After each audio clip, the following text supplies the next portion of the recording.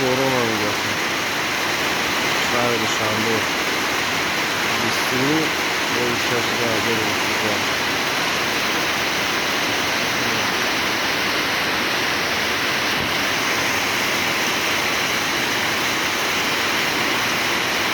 بهار خیلی borona میاد.